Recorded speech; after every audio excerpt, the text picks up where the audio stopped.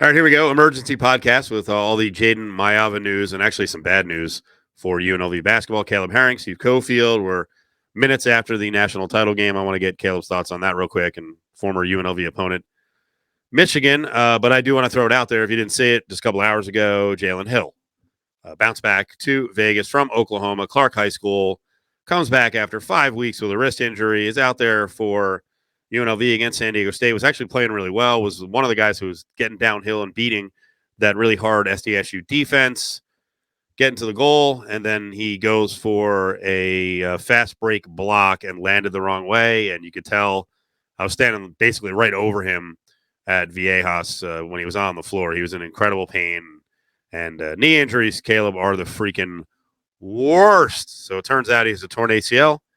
So he played 6 games this year and now 13 games into the season for UNLV. They face the rest of the path without Jalen Hill. It's tough. And watching that SDSU game, as I was from home, that was one of those games where they couldn't get over the hump, and he was the spark that kind of kept them in. I think they couldn't break closer than 7 or 6 points, and like he was in kind of leading the charge on the comeback most of the way. So when he went out, like you said, knee injuries, you can always, like almost always tell right away that it's a knee and that it's pretty bad just by the player's reaction. So you hate that. You hate that for a Rebel team that has had a tough start to the season, some up and down moments. Obviously, big win early in the non-con against Creighton. But then the conference schedule to open is like a gauntlet. And it's ridiculous. I mean, you need to be at full strength for that in any circumstance. So without him as a key contributor, I think it's going to be tough in conference play. I saw, New Mexico up next. I saw that they were a 2.5 point underdog, I think, in that one. So still close, I guess, contention for that game, but tough nonetheless for the conference schedule to open up. So very trying time for UNLV basketball, and they're not having a great season at 7-6. UNLV football had a great season. They wound up going 9-5. They fade a little bit down the stretch against better competition. Jayden Maiava didn't play that well down the stretch. I also think he was injured for at least a game and a half or a game and 3/4 during that run. He now appears to be officially gone. This has been a crazy saga, Caleb. I know you spoke about it last week on Cofield and Company. A lot of misinformation out there, a lot of bashing on Jayden Maiava. Well, I mean, he's landed at the best program in the country. News came out earlier today. Reports were he was USC and Georgia was courting him. I didn't believe the Georgia end of it, but it developed really quickly. I guess he visited in secrecy.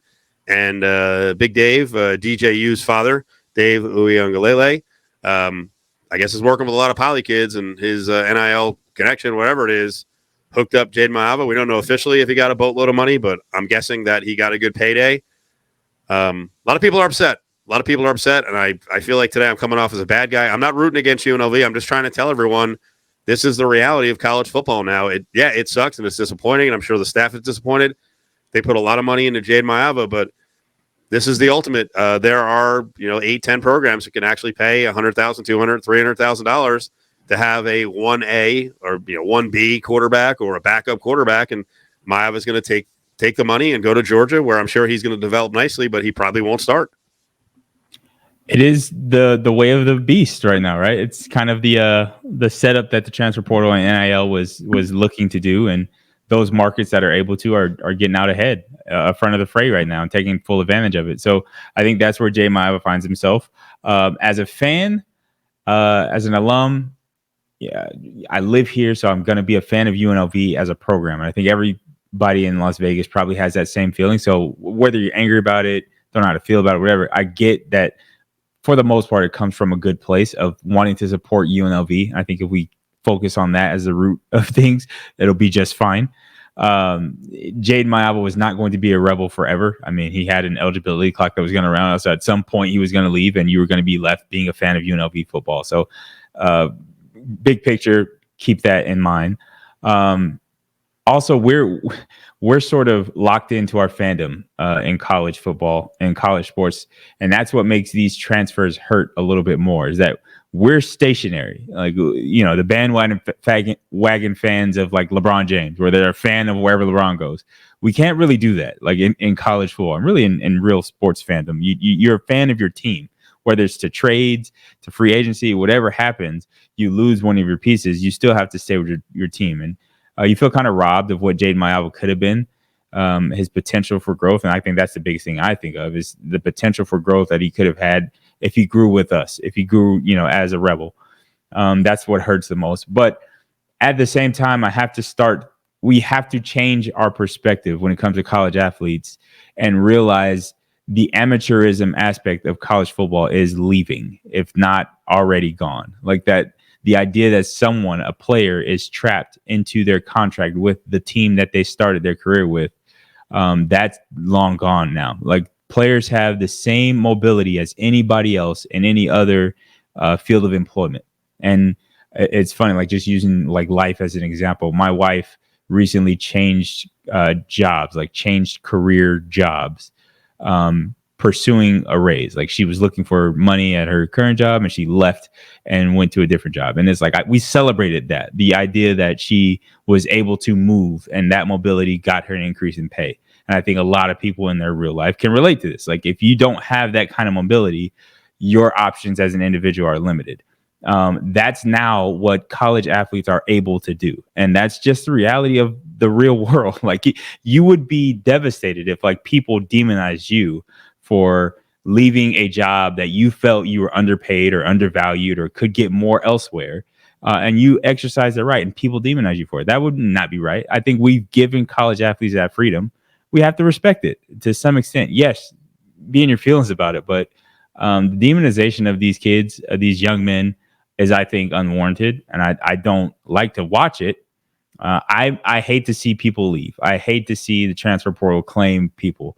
But the transport portal taketh and it giveth as well. So you just have to roll with the punches in this case. And as I always have done in the past, you wish the former Rebels the best. I think it is fantastic to have a program and a coaching staff that developed a UNLV Rebel to now be a member of the Georgia Bulldogs. Like that, those, for whatever reason, those two schools would have never been mentioned together for any reason, right? And like I'm gonna find the silver lining here. UNLV and Georgia, however long Jayden is a Bulldog, will always be intertwined. I think that's a good conversation to be in as UNLV. So there's that to hang our hats on. But I'm proud that Jayden achieved enough to reach those levels. I wish he would have stayed around for UNLV, but the beat goes on, and I'm going to be a Rebel, and I'm going to root for the Rebels. And that's just the way the cookie crumbles. I didn't play college football. I don't come from a poor background. I don't know that for sure Maiava comes from a poor background, but I don't know that he comes from a lot of money. I don't know what, $100,000, $200,000, $300,000 guaranteed does for a kid like that, and all the other factors that he has to consider. It's one of those things. Like I mentioned the employment analogy. Add to that analogy the idea that you only have 5 years of gainful employment, right? Like you only have 5 years left to work. And you need to maximize your earnings as quickly as possible. Like you're up against the clock. You don't have 40 years of figuring it out to get this job thing going before your earning years are over, right? And there's a lot of pressure on these guys to make the right decision, not just by them, but by their family. There's, in a lot of instances, where families have sacrificed so much just to allow for the opportunity for them to be there in college. Looking at UNLV's roster, I know things like Darius Johnson's family. Just stories off the top of my head that I can remember. Darius Johnson's family agreed that wherever he went to college, the family would pack up and go as well. So the family was invested in the decision. So you better believe the family's going to have some input on if somebody's offering you NIL and it's a great opportunity for us, you might want to think about it. And not even just your family putting pressure, but the own internal pressure to provide for your family. I know inadvertently, I was following some of the conversations on Twitter. There's a conversation about, somebody having a kid or one of the players having a kid. And Jacob De Jesus is, I think, the one that was being thought of in this conversation.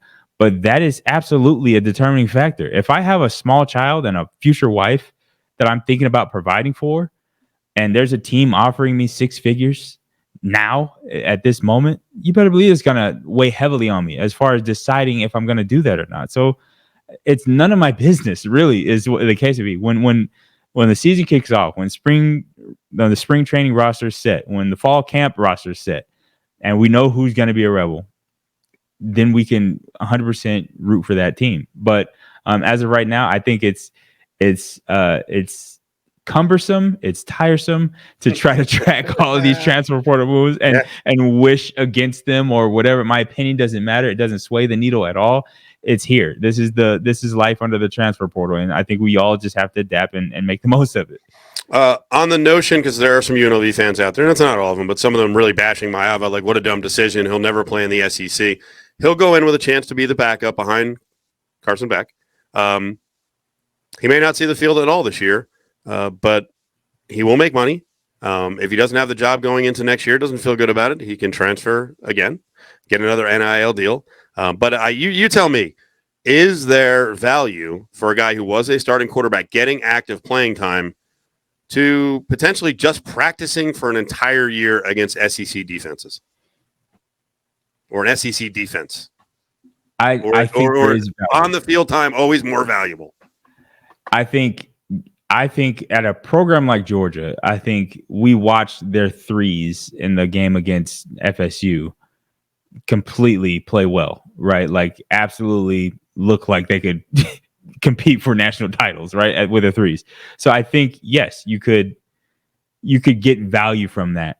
I don't know if the value of that as far as your individual development outweighs the value of exposure. And that you only get exposure by playing on the field. Like it's one thing for Georgia to know and for the coaching staff to be like, yeah, you're doing really good in practice. It's another thing for the nation to recognize you. And I think that's more important when we talk about extending your playing career. So there's a delicate balance there. I would say reading the room, the chances of playing and competing there, while I'm not one to shy away from competition, of playing and compete at Georgia is an uphill battle, where I think the exposure of playing at UNLV could suffice as far as extending your career. Like for the length of a career that Jayden has in front of him, there's plenty of time. He's looking at being a 4-year starter, right? That's rare in college football. But now I think that kind of goes out the window. Like you said, he will likely not start this next upcoming season. Then even after that, he'll probably have to compete because Georgia has a redshirt freshman that played in the bowl game and looked pretty darn good. So there's a lot of uncertainty with it. But I think what college football is turning into, for the better or the worse, is a situation where it's not so much about my chances for the future of playing at the next level. It's about right now I can make a living or set myself up for a very great future with college football. I think you'd be hard pressed to find any situations in college football in the landscape where Georgia isn't a better option. Like the opportunities to maximize what you are right now or what your earning potential is right now as a player is times 10 at Georgia or one of these powerhouse football schools where people are just willing to fork out the money and give anything, even for the second or third guy down on the roster if they're a quality quarterback. So I think in my personal opinion, the exposure on the field is more important to me. I think there's much more value to game tape that scouts are looking at that I think you should get. But you are definitely going to improve by leaps and bounds going against SEC, not just SEC, top of the SEC level competition every day in practice. Yeah, and we'll find out information. I don't know if we'll ever get the official number, Caleb, on if there is money in this deal, if Georgia outbid USC and how much they outbid them by. I looked at USC as a much more attractive situation. But again, the money gap could be gigantic. I don't think they have a guaranteed starter in the Miller-Moss kid. I think Jayden could have gone there and competed. I would also like to see the kid who's a Hawaiian, who has West Coast ties, Vegas ties as well, be in LA. But I'm sure there's a lot that went into the decision, and maybe Big Dave will give out some more details in the future. So we'll hit this a little later in the week. Let's talk about UNLV in the transfer portal. So they did pick up one quarterback, and that is a kid from Campbell. I can't believe they stole from Campbell. The Fighting Camels alums and fans must be so pissed off. I could do that too, right? Missouri State, UNLV effed them by going and grabbing Jose Pisano, right? Everyone's got to do it, right? But Hajj-Maik Williams comes from Campbell. He's a smaller guy, 6 foot, 190, had some pretty decent rushing numbers, got off to a monster start, still finished up with really good numbers. And you and I have talked about this a lot, and I've never really gotten Brendan Marion to go on the record because he can't say this is an absolute. But I've always thought watching what they will really want to do, the full package of the go-go offense, which I don't think we saw all of it, that the ideal quarterback is really more of a guy who's like 6 foot to 6'3", and we'll say throws a great deep ball, is maybe like 70% pass and 30% run is more of the match. Am I crazy on that? I would say I wouldn't say that's crazy at all. And I don't mean by the way, I don't mean the offense 70% pass. I mean his abilities, like the quarterback would be a very good runner. Yeah, I agree with that wholeheartedly. I think the offense is designed, and I don't know that it's necessarily to make the quarterback a runner necessarily. I think if I could put into words what the philosophy of the go-go offense is, it's the ability to have 6 skill position players who can all make explosive plays with the ball in their hands. And I think that includes the quarterback being able to make explosive plays with the ball in his hand, not just as a passer, but with the ball in his hand, where he could be one of the guys contributing to the big play stats. And that, I think, makes defenses defend everybody, if that makes sense. I think there were times, let's say this past year, where you could see if you inserted a quarterback who was able to rip off 30, 40 yards on the ground on designed runs, you would have had a whole different dynamic. You could see how the misdirection that already exists in the backfield would be enhanced if there's, more of a running threat at quarterback. So I would agree. And I go back to the example of when we were introduced, I guess, as Rebel fans to the go-go offense at Howard. If you remember that, when Cam Newton's younger brother was the quarterback there, and his athleticism, his ability to make explosive plays with his legs kind of carried the day. And I think not that that's going to be week in and week out the system that you want. You don't want your quarterback running, all day long. But the ability to do it is, I think, something that the go-go offense is enhanced by. It just adds another element of misdirection, deception, and explosive plays. So I think in ways, the Williams pickup from the transfer portal is an upgrade to the offense. And I think it's a piece to the puzzle that makes the offense a little bit more complete. And I think it helps prevent some of the stagnation in the offense that we saw during the season, where it was like, if it wasn't clicking on the ground, there's some 3 and outs, and at times it got a little sputtery for the offense. So there are ways, I think, that this is an improvement for the offense. Obviously, what Jayden was able to do in the passing game was big. He was very accurate on his deep balls for the most part. He showed some things with his arm talent, but and his size, he's massive. He's massive for redshirt freshman quarterback. But I think there were elements of the offense that were, I wouldn't say missing, but maybe not up to where the go-go would want to be. Then you add on to the fact that there's experience with this graduate transfer. It's not like he's a young guy. He's a guy who's led teams. He's been around the block. He's seen some things, although at a different level of football. But that maturity with his age, I think, is natural on and off the field. So there's a lot of positives to take from it. I think you can rely on him more as a leader than as a quiet voice or a leader by example. I think there's elements that I like about the pickup. But as far as the offense and the production, I think if he turns out to be the guy, the answer to the quarterback position, because as of yet, we've not heard any updates of Doug Brumfield's status. His return, I don't know that he's entered at the time of recording. Obviously, the portal has closed for now. But if he is around for UNLV in the spring and in the fall, he's still an option. As a passer, we know he can get things done. But if Williams is the answer, then I think there's going to be a more explosive quarterback play, at least with the legs. And I think a ground game that was already pretty tough in the Mountain West gets a little bit more explosive with a more athletic quarterback.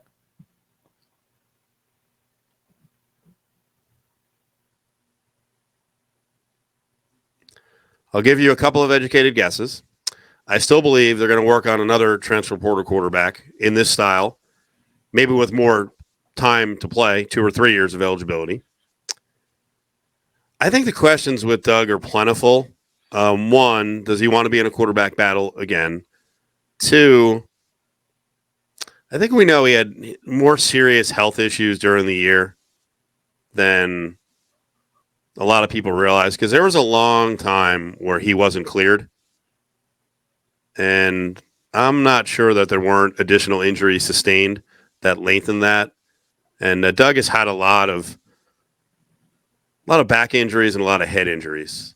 So I wonder where he is right now in terms of his football playing future.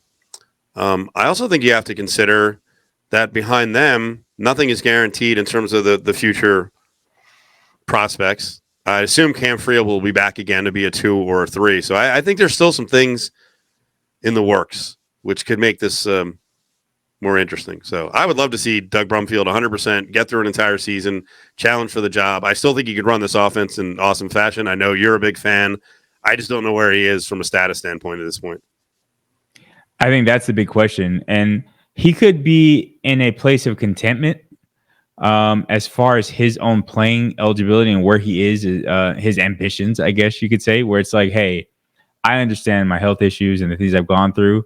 I'm fortunate to be able to be here. So another competition doesn't really back me away. It doesn't make me call it quits. I'm not looking to go anywhere else. It is what it is for my playing career. And I don't know that that's a truth that he's come to. I'm just saying that there's all kinds of different ways that he can go from a mental standpoint to handling whatever his injury status was. Because like you said, I think there was times where maybe medically he was given the clear to go, but it was like, I don't know. Is it really wise to put him back out there? Because maybe the injury prone nature. And we just watched the national championship, a guy who had a very injury riddled career who showed how fragile he can be. Michael Penix Jr. His career was riddled with injuries. And I think the nature of his injury prone body kind of revealed itself in the national championship game. And that could be where Doug is, where it's like, hey, I could play. I'm healthy enough to play, but am I risking injury? Is it worth risking the injury to try to go rejuvenate my career elsewhere? Or can I do what I can here? I don't know that he's reached that place. This is just speculation from the inside of a guy who's been at a crossroads, right, in your career, where you're thinking like, maybe my ambitions of what I wanted to be, my name in lights, a starting NFL quarterback, maybe I've been knocked down a peg for whatever reason, and in Doug's case, maybe due to injuries. And now my mentality is more in line with being a team player, to contributing and just wanting to be a part of something special. And in that, you get some sort of, I guess, relief, and you get to play a little more free in that, with that understanding, a lot less pressure on yourself. So maybe that helps Doug in a way. I don't know. But again, that's all just speculation. He's one of those guys that I've rooted for since he came to UNLV, Southern California kid. So when he came, I think he was a big time recruit at the time when he came. Tony Sanchez recruit, I should mention, who stayed faithful to his commitment after Tony Sanchez left the program, and stayed after Marcus Arroyo left the program as well. And I think has everything you need from a talent standpoint to get the job done. And like you said, I think with his health, Doug does, I should phrase it this way, the team performs, I think, or I could say the team would have performed to the same level of this last season with Doug as a starting quarterback. I know what Jayden did was great. I know that he had a good season, and his name was in lights for much of it, and for good reason. But if Doug executed, there's nothing that Jayden did this year that Doug's not capable of doing, if that makes sense. And I've seen it. I know his talent is there, and he just had a rough start to the season. I think, the Bryant game, he missed some open throws and had people kind of hesitant. Mind you, they blow Bryant out, and it wasn't even close. Michigan, obviously, they're Michigan. They're national champions, 15-0 Michigan, and we saw what they did to Michael Penix Jr. and the Washington offense, which is one of the best in the nation. So I think we all kind of rushed to judgment in week 2 when we're talking about what Doug's able to do from a production standpoint. And then in Vanderbilt, he got injured on the third throw of the game. And I think from there, it was Jayden Maiava's turn. So I think he got an unfair shake, and the injuries probably caused it. But once Jayden took over, it was like, how do you disrupt that train that's rolling, right? The team was operating great while Jayden was there. But I think Doug is capable. If he ends up being around and competing, I think you could feel confident that UNLV will be okay at quarterback if Doug, in his final year of eligibility, was a signal caller. Tell me what you like most so far about what they've pulled out of the portal. UNLV football, I think, is going to have a really active next 3 months with the portal. Casey Kane, big wide receiver out of Texas. Multiple running backs in Michael Allen and Kylan James. Allen is an NC State guy. James is a Central Arkansas guy. And then 3, I should also mention hybrid. I don't know what he is, an H-back, a running back, a tight end, a kid from K-State who's about 6'2" and 240, and Christian Moore. And then 3 defensive backs in bounce back, Jeremiah Vessel, who's got pretty much most of his eligibility remaining, New Mexico State from Bishop Gorman, and then 2 guys with Arkansas ties. One is Chavis, who is a bigger dude at 6'2" and 195. That's Malik Chavis. And then the super intriguing one is Jalen Catalon, who I would assume would potentially be in the spot that Jere Williams has vacated. Catalon was all SEC his freshman year, but that was back in 2020, and he's had some injury issues. He bounced to Texas, played early, played in like 7 or 8 games, but didn't log a lot of time. And I mean, obviously, Shear and Odom are very big on experienced guys who've played in the 3-3-5. So I think I've kind of made a case for the back end of this list. But wide receivers, running backs, maybe a tight end, and DBs. What are you most excited about? I think DBs, but I really want to say that I'm excited about all of it, because I think for a fan or from a spectator, I think the immediate needs of the roster attrition were addressed with the transfer portal. I think we could see that, the way the season ended, UNLV needed help in the secondary, right? Okay, so you go get 3 defensive backs, 2 of which have big-time SEC experience and familiarity with the system. So not a lot of teaching involved with getting them ready to play, right? So that's already, okay, well, you addressed the problem. So that stands out first.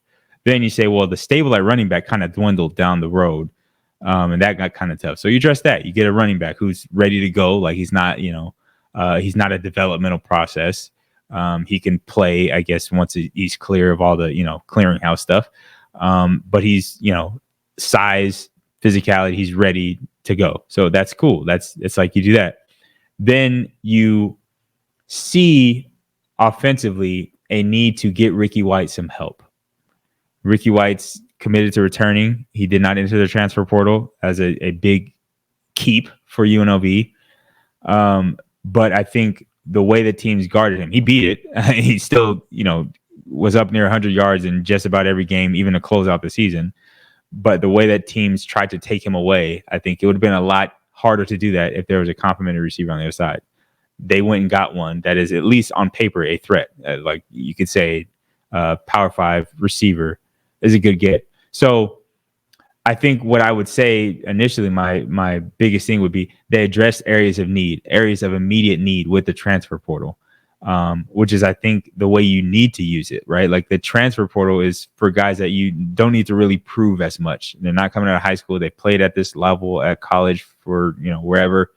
And you think they can step in quickly. So I think they did that, which is good. We know that the high school pipeline that they've established has been pretty intriguing as far as the Mountain West Standards are number 1 in the conference as far as their high school recruiting class. So that's, I think, program building. They've done enough for the immediate future with the transfer portal where they can start to lay some bricks with their freshmen and true freshman classes, start to develop them behind the wings. You mentioned some of the injury problems. I think Coach Fish has shown that he has a good resume for keeping guys healthy. So we'll see if they can pull some of that magic off as well. But I'm really intrigued to see how these transfer portal pieces fit. If I was going to give my guesstimation for the transfer portal hurt or help UNLV, I would say at this point it has helped. And I know that might be hard to to say with Jayden Maiava, the starting quarterback, entering the portal, but Right. it's like that that Dr. Pepper commercial. Like quarterbacks should be replaced. Like it's not seriously. It's tough to replace them, but it's The one of transfer those things portal where is out of control. after you take a deep breath, it's like, man, that was crazy, but we're all right. Like you look at who's here. There's some new faces we don't know yet, but we'll see them. And it'll maybe look a little different. It's like, well, this is fine. This will work. This will be okay. I think it's funny. I think right now, if I give a grade, we won the transfer portal so far. Okay. Sorry to cut you off. It's funny. I think people forget where UNLV players are from. Like once they're on the team, it's like, oh, they're a rebel. Like, no, you lost guys to the portal. I believe most of the guys who've gone to the portal probably were not going to play anymore moving forward at UNLV. That's the last 2 years. Now, obviously, when Arroyo left, there were 5 key guys who left.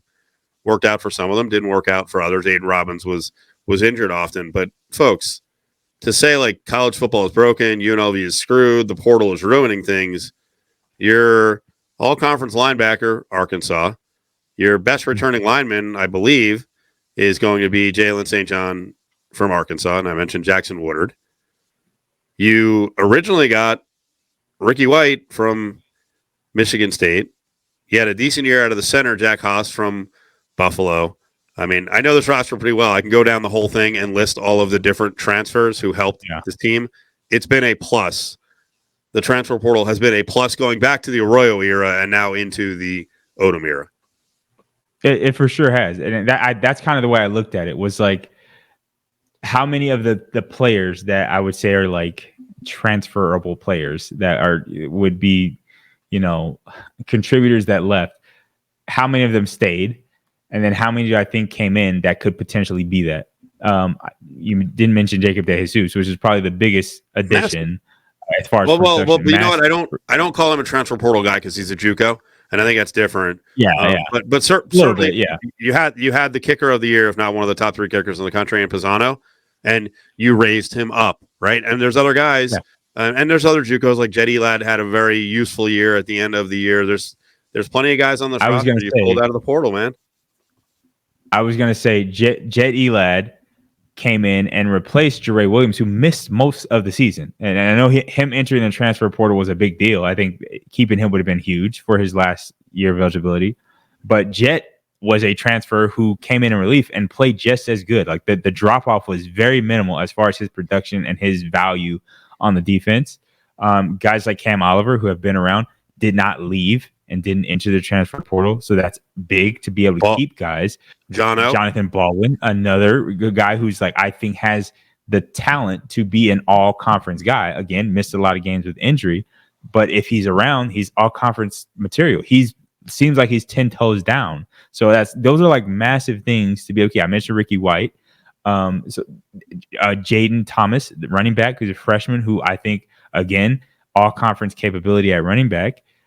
You think about the amount of guys who stayed around, and it kind of adds to the idea for me that this was not a one-trick pony of a team. While Jayden Maiava had a great year, it wasn't like UNLV got to 9 wins because Jayden was Jayden. It was like there was so much going right with UNLV, and most of it's back, like coaching staff included. Like there's not a lot of loss for UNLV. So when you talk about running it back, I think they have the ability to do that and some. Another year of experience together. Health, I think, in key positions may be a determining factor. So we'll see. I'm still very encouraged that UNLV has survived the transfer portal. Not just survived, but kind of thrived right now in this era of the transfer portal. And it has an opportunity to take another step in the right direction here with some key transfers in the right positions. Yeah. And I'm going to mention again, and I know I've mentioned this on Cofield and Company, when you see UNLV football players who went in this year's portal land at schools that you perceive as a lower level, the first response should not be, why did he do that? I think it's obvious why he did that. Okay? So, and I'll give an example. In the case of Courtney Reese, I don't believe Courtney was afforded an opportunity or was told, hey, you know what, you're definitely going to be in the rotation next year. I think he went into the portal because he still wants to play football. He's got that 2020 COVID year, and he landed at Bethune-Cookman. And on Jere Williams, I think it's interesting. I'll say one. I don't think Jure helped himself with the antics at the end of the bowl game. I'm not saying that was a final straw or a breaking point, but I don't think that helped him. My impression was the staff was very, very angry about the way that ended. But again, that's not. I don't think that's the end of it, or that's the final straw. I do believe that he's going to have to fight for eligibility. So there might have been some concerns there. Like he might not get one more year of eligibility because he's had a long journey. I mean, I hope he gets another year somewhere. I think he's a really good player, and I think he's a good kid. Yeah, he's one of those guys that you root for. His story of how he even ended up here, following behind Jacoby Windman, and not getting any looks out of high school. You automatically kind of root for those guys. By the way, both of them really on the heels of quarterback recruit Travis Mumphrey. Tony Sanchez and company went to go recruit a New Orleans area quarterback, Mumphrey, who made it a couple years in the program. They were like, hey, take a look at this defensive player and wide receiver, Jacoby Windman.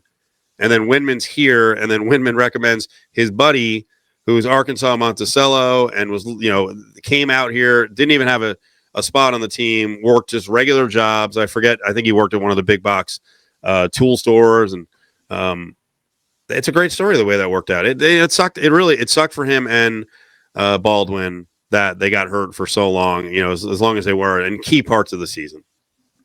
Yeah, it really did. But like I said, you root for guys, and then their stories end the way they end, and it's up to them to write them. And I think with what happens at UNLV and the inside scoop on stuff, and this is coming personally, even if I knew exactly, I don't know that I would want to share. I think that unless the person or the team wants to be out about those things, I think the privacy of those conversations is important. I think it's important for us to understand and respect them at the end of the day. Like you said, when you see a guy leave and land somewhere else and you're like, what the heck? Why'd you do that? I think keep in mind, there's a conversation you don't know about. And I think if you don't know, it's best not to speak on it. At least you can voice your opinion on certain things. But I think the personal decisions of other people, I think it's best to just leave those ones alone. Yeah. And I'll bring up one more example. Listen, Jordan Morgan didn't mesh with this coaching staff. I think that was pretty obvious, right? He changed his position from safety. He was a key player, got a lot of reps. I mean, hell, I think Athlon had him like third or fourth team preseason All Mountain West Conference, and I remember seeing that at the time, and I'm like, ooh, I'm watching him on the 3 line at cornerback in spring practice. I don't know that he's going to be all conference. It just didn't work out. He's a good player. I think he's going to land somewhere good. He came from Iowa State. He was key with the Royals team. I mean, you know this. You had coaches change. That could have all gone the wrong way for you. Hell, you were a wide receiver for a little bit. They're kid. It's funny. I talked to Michael Felder, who does Learfield College Sports Now. He does Bleacher Report. He's with the Messenger. He was a walk-on cornerback with NC State, and he's told the story many times about, hey, they had a coaching switch and they were changing to another defense, and he's like, I can't play that. Like I like they were going, I think, from a cover 3 to a cover 2. He's like, hey, I'm not fast enough to do that. And there's kids all over the country who are on the 2 and 3 line who are like, oh crap. And now this is not a new coaching staff, but in the case of Jordan Morgan, it just like they just didn't see, I guess, what they wanted to see. And for this upcoming season, if he's got eligibility left, go play somewhere else. Yeah. I think people don't really appreciate I think it's because the idea of being a system guy got such a bad rap when it's just the truth. Like if you grew up in a certain style of play, doing a certain thing, if the system doesn't mesh well with you, then you won't be the person that the best version of yourself, right? If you are an Olympic swimmer and you're like really good at swimming, and then all of a sudden somebody says go run track, it's like, well, I was an Olympic swimmer, but now you're asking me to run on track and I'm like a nobody in that sport, right? That's a little bit of an exaggeration, but if I grew up playing a 4-3 structure in defense and all of a sudden you're throwing me a 3-3-5 and the concepts of the coverage are a little bit foreign to me. If you're asking me to play inverted safety look, and I've never even run an inverted safety cover 2. I've never done that before. I don't even know what that feels like. I don't know how to defend the flats or how to come up and set the edge as an edge defender, right? I have no idea how to do those things. So that can affect how good I am or how hesitant I am on the field or how fast I'm able to play. And sometimes it just doesn't work well, right? And that It's true in every position, not just quarterbacks. You look at the transfer portal and some of the things it's produced and some of the, I guess, hidden gems that could have been buried at their first program, right? And I think about guys, and I'm going to the top of the top here, like Joe Burrow was a transfer, right? Like he transferred from the Ohio State to LSU, and like surface, that's like, you're crazy. What are you talking about? You're a quarterback and you're going to leave Ohio State? Why would you do that? Oh, only to go have the greatest college football season of a quarterback of all time, right? Same thing. Jayden Daniels coincidentally transfers to LSU as well, left ASU to the locker room scene there, which I'll touch on here in a second, when they like completely smeared his name and like drug him through the mud as he left ASU. Look at him now, Heisman Trophy winner, likely be a top 15 draft pick. But they smeared him. They treated him like he was crap when he left ASU. But they make decisions, and all of a sudden they thrive. He thrives in a new position, in a new role, in a new environment. And maybe that's what they need. Sometimes when you're 18 or 17 years old, in some cases, you don't know exactly where your best fit is. And sometimes your best fit leaves when you get there and walks out the door. It's like, well, I thought I had it figured out, but he's gone. That coach took another job. So now here I am in the wrong fit now. So you make moves and you adjust and you find a place that suits you better. And I think in the case of Courtney Reese, Jordan Morgan, those are two really good examples. And Courtney Reese is a guy who I think has so much of the God-given talent required to play running back. And I think he falls into a category of guys who just don't have the size to make it. And it is so important because there's so much about him that is instinctual when he runs. He's a gifted running back. And I think at this level, the size does matter. And it sucks to say, but I think it does matter for longevity purposes and your own health.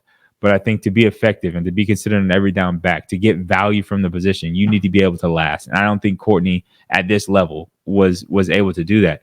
When he got the ball, and I thought even when the Arroyo years, I think he was underutilized. The things he could have done to expand that offense. I think this year he actually got more touches and was able to put it on display, which is why he probably ended up landing at Bethune-Cookman, because he had some film to say like, hey, I can be something for you, which is good. I think that was a positive of this season for Courtney. And he landed on his feet, which is, I hope he enjoys whatever eligibility he has left. And I hope he gets to put it on display, because I think there's talent there. He's one of those guys that I'll be watching for sure. Like out of the corner of my eye, like, hey, what's Courtney up to? You know, like what's the Reese doing down there? And if he has a breakout season for whatever reason and is at least able to enjoy his last years in college, then I think it'll be worth it for him to have made that move. I got to close on this. Michigan wins the national title. I made a switch. I don't know what's going on here. I think this is actually a Rutgers hat from when I was 18 years old. Man, it's tight. You know, it always irked me over the years. This brotherhood in the SEC, when any school in the SEC wins the national title and fans from all the other teams are chanting SEC. So I'm doing it. We won. Big Ten, Big Ten, Big Ten, Big Ten. Okay. Now, I realize that's absurd, because just like Vanderbilt and Kentucky football, as a Rutgers football fan, I don't get to revel in the success of Michigan. And here's the other part of it. I'm going to cuss for a second. I fucking hate Michigan. I hate Penn State. I hate Iowa especially. I hate Ohio State.